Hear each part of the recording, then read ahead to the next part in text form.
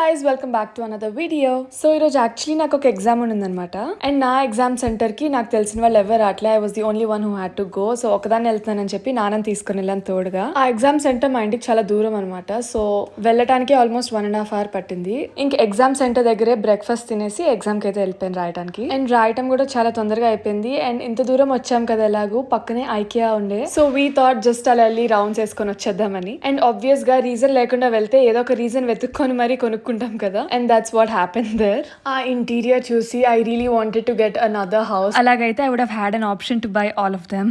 Anyway అలా IKEA మొత్తం తిరిగేసి కావాల్సిన వాటి వరకు కొనుక్కొని we did the billing ourselves. And I was really happy because I got to shop for no reason. చూపండి ఏం షాపింగ్ చేసాను. ఎగ్జైట్మెంట్ లేదు ముఖం మీద.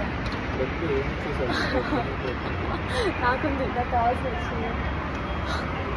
అదంతా అయిపోయాక ఇంకా రిటర్న్లో ఎలాగో లంచ్ టైం అయింది కదా, విల్ ఈట్ అవుట్ సైడ్ అని చెప్పేసి నేను నాన్న ఒక అథెంటిక్ తెలుగు cuisine రెస్టారెంట్కి వెళ్ళి we had our favourite biryani. అంతే, then we got back home. That is it guys. See you in the next video. Bye.